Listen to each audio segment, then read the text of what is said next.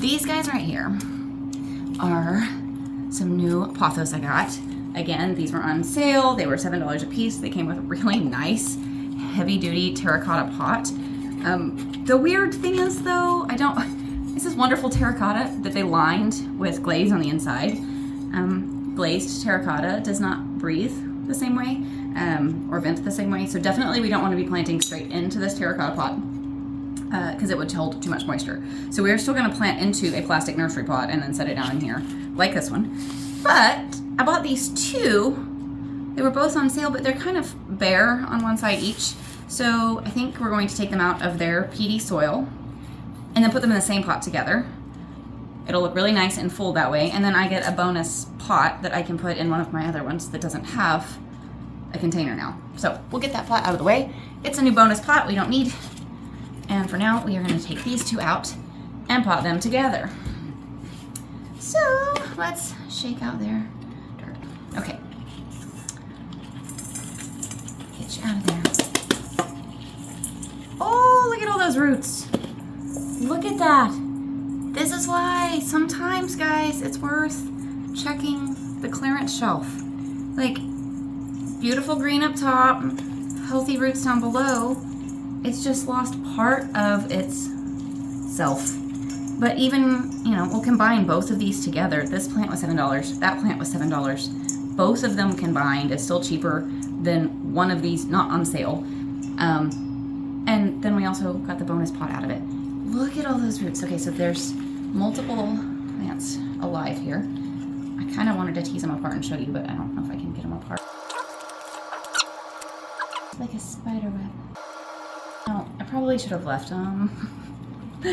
I said I don't want to upset the roots, and then all I did was upset these roots. But there we go. Pothos, fortunately, are pretty good at bouncing back. So here's plant number one. It's growing from a cutting that they took before, and it already has another little nub that is going to start breaking through very soon. This little guy, he's got new leaf starting to grow from there and from here. So he'll be good. This one wants to snap off. Honestly, I don't know if he'll make it. He got damaged right here, and I don't know if he's gonna break off, but even if he does, there's a good chance a new plant will grow from this because look at all the roots. So we've got those three, lay them to the side, and we'll see what comes out of this one. Give it a little wiggle. Gotta get a little rough with it. Okay, here we go. Alright, this one has a little bit of root rot. It still has some good roots, but I don't know if you can see these black and brown and kind of moldy, spotty roots. They're just falling off. Like they're not doing anything. They're not even attached, really. They're just hurting the plant. So we're gonna get all those cleaned off. Ugh. It's a little mushy around some of them. Like, that's disgusting. But that's okay. I'm gonna get them out of this. I really wanted to do this the day I brought them home, but I hate traumatizing them too much. I already put it through, get the shower treatment for the pest, and we get that all washed off and trim off the dead things, but I try not to traumatize them too much right off the bat. But this guy, I think, might have benefited from an immediate repot, just because of the amount of moisture he had on there. Okay, so you can see this one was cut from before. They cut it here and rooted it. It sprouted from this side and this side, and both of them are growing. This guy's trying to grow a new little root too, so if I lay him on the soil, he'll get a little more roots for him too. He's going great. And this one too. This one actually only had the two plants alive in it. He just has two separate branches coming off. And the other one that was sticking up, is just completely mushy, rotten. We don't want that. Okay, let's get this old dirt out of the way. These guys are gonna need a little bit bigger pot because I'm putting so many of them together. I hope my pot will fit. Oh, perfect. Oh, you guys, that's perfect. I don't know if you can see this, but if you put it in the bottom, it has a raised edge around, so the pot doesn't fit all the way flat to the bottom. There's a little bit of air below it, so when you put this one in, there is a little bit of an air catch below so that the roots have an opportunity to dry better. Okay, so to get these guys in here, look at that thing. It's like a tree of roots. There's so many. They look so good. All right, kind of figure out how I want to set them up in here. You guys can start, oh, all of you, put that in there. I don't really know what's up for this one. It keeps flopping over. Oh, this plant is gonna look so much fuller just combining it into one. And well, I do like lots of plants. I'm usually dividing them instead of combining them. You know, divide them all up and have as many as possible. That is my preference. But sometimes you just have this scrawny looking plant and it just doesn't look right and you need to pot it up with a friend. And pothos always look the best when planted multiple together, so you get lots of different vines, and this plant will just look so much happier with having all of its buddies in. Okay, it's kind of hard to hold them in place until you get the soil, but I like to make sure that I've kind of spread them out good, where I have a decent amount of roots coming, or leaves coming from each part of the pot, and that none of them are too crowded. I think this is going to be a decent arrangement that we can work with.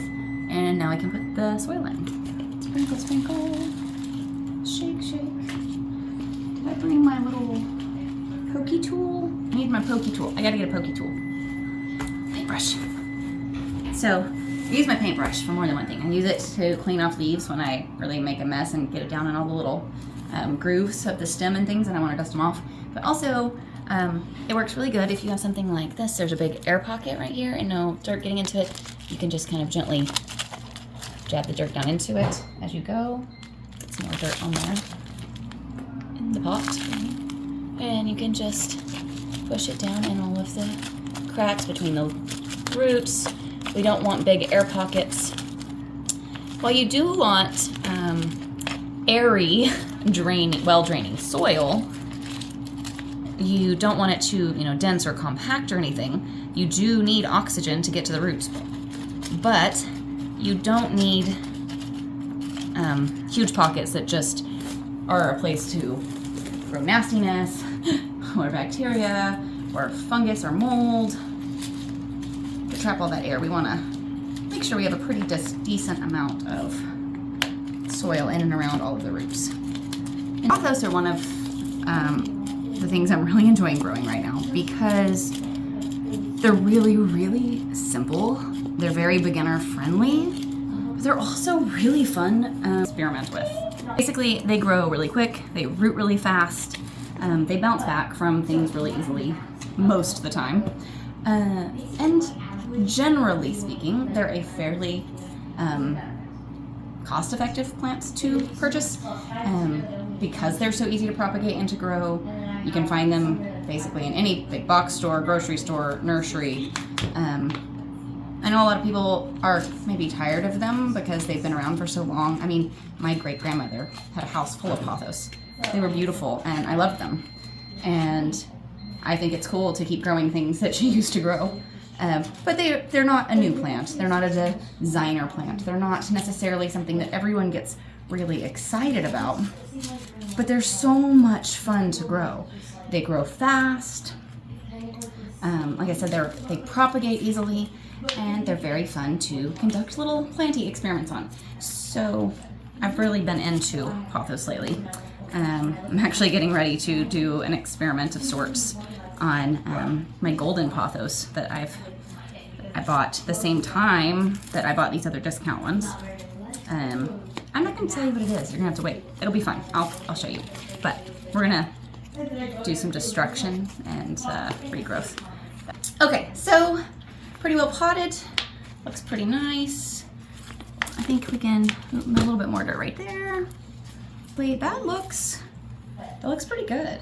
Like, the whole top is full. I look happy. They're gonna fit down in here really beautifully. So we just need to water it in and get it set on the shelf. And I'm gonna go ahead and give it a little trim right here. This leaf, I don't know if you can see it. This leaf right here has some damage from when I bought it. And I'm just gonna go ahead and cut that off. It won't hurt the plant to leave it. It just hurts my eyes. I don't like to look at it, so we can cut it off. Now, you can do a couple different things. You can leave damage like that if you want. You can just gently cut it off right along the edge to try to maintain as much healthy leaf as possible, like this. But you can see how it kind of looks like somebody took a little bite out of him. So sometimes I just cut off the damage, and sometimes I try to just gently shape the leaf to keep it close to its normal shape, so that on quick glance it looks right and not like someone cut the end off. While this one is not perfect, shaping it up just a little bit, and in no time at all, this leaf will have so many around it you won't even notice. It just kind of gives it the same aesthetic as the others, so your eyes don't immediately notice the damage. It just blends a little bit better when we do that sometimes. Like there's a little damage here. We can leave it, or we can just shape a little bit more of it off. It looks like someone already shaped this leaf before, actually. Now, you don't want to take too much of every leaf, and later this one will come off, but you can shape them up a little bit to keep it just quick glance looking better overall. Now, a lot of these leaves have sustained a little bit of pest damage or like physical damage just from being moved around and shipped, and that won't get better, but that's okay. The most part, it looks fine, and as they grow in the new leaves and it gets more bushy and full and starts to vine and trail, you will not notice these anymore. And if they're still bothering you, you can always go back and snip them off later. But for now, we need them to be doing their job of photosynthesizing and making food for this plant. So I'm gonna set it to the side for a few. I'm gonna water everybody in a bit. We don't wanna let them sit too long without water, but it's a pothos. He's gonna be fine. Okay, they're watered. We're good for now. Back to it. Okay, I got this little button fern, lemon button fern. It is like half alive and half dead. I didn't really want to repot it right now.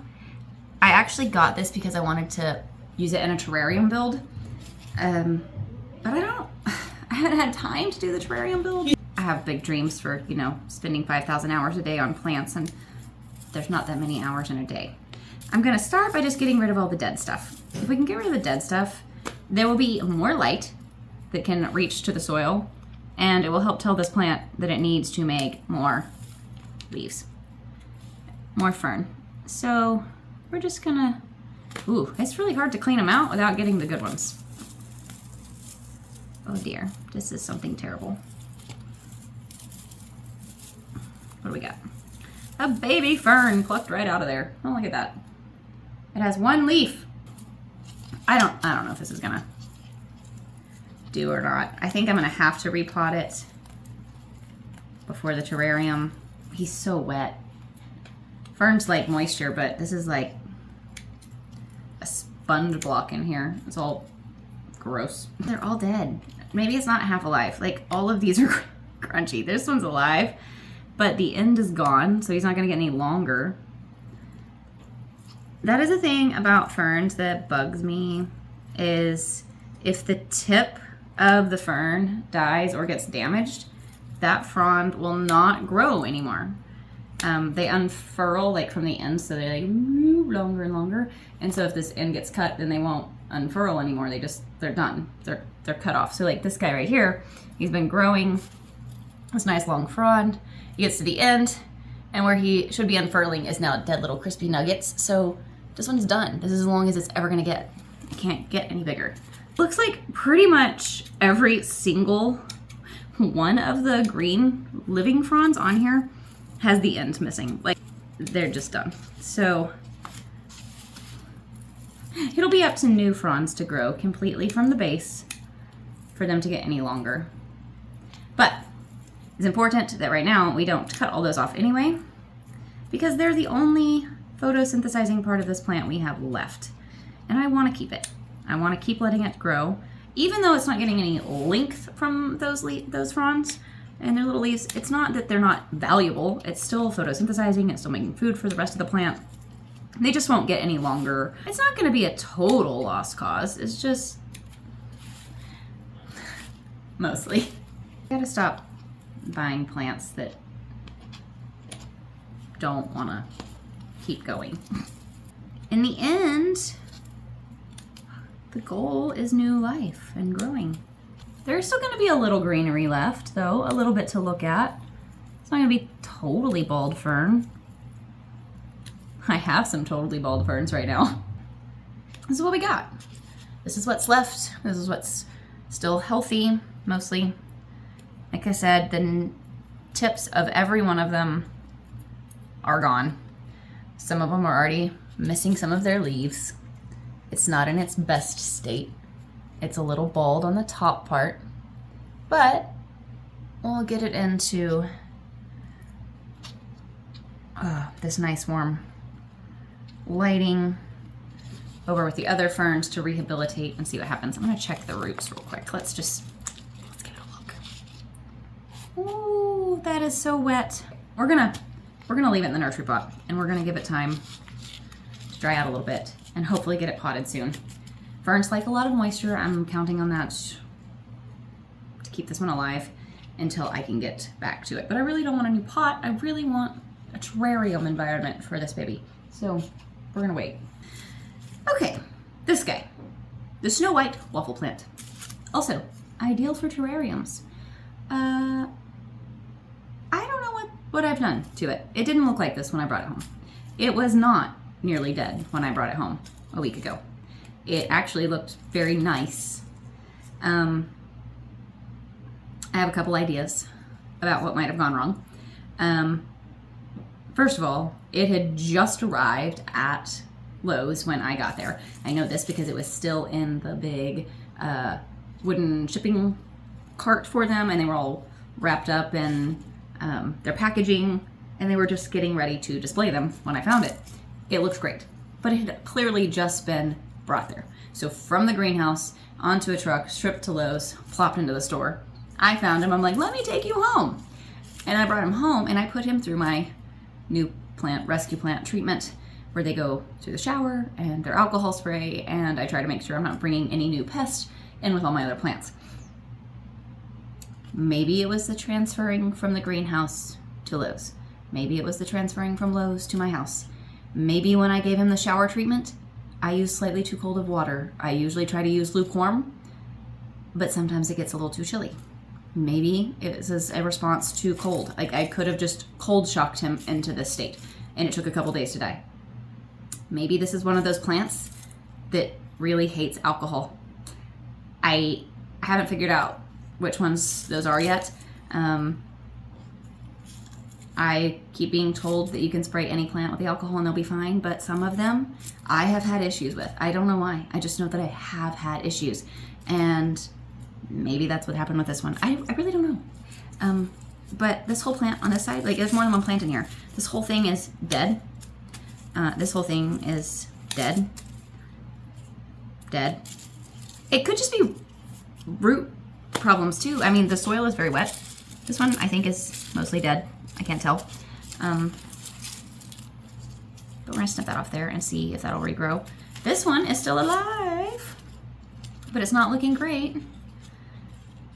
Guys, I don't understand. If you have one of these, tell me about it. What do you know? It's the snow white waffle plant. Have you put yours in a terrarium? Have you put it in high light, low light? It says bright light, tolerates medium light, water it weekly, you know, although they all say that and that's crazy. But like I don't get it. Why is it dying? Oh dear. Oh, he's got a lot of roots though. Like, that's good. That's good. So it could really just be a moisture problem. I probably cold shocked it. Oh my God, guys, I did that with my shower bath. It's a terrarium plant. He likes warm environments, warm, humid, not cold. Ugh. Okay, well, I killed 2 out of 3 of the ones that came in here. Hopefully the rest will be okay. And I'm gonna do the same for it as the button fern. We're gonna save it and plant it in the terrarium. It's got live roots. They can't all win. I can't get them all right. I'm trying. I keep bringing home too many things. but I love them all, and I gotta catch them all the houseplants. Thank you guys for potting with me today, and I'll try to remember to give updates on everybody later as we get our terrarium builds going. We get the pothos in its beautiful new pot on a shelf, getting some good sun, and I think that in no time all these guys are gonna bounce back, and I think in the end they ended up being really good clearance buys. So don't be afraid to buy a damaged plant that might be suffering and give it a little love and get yourself a cheap plant.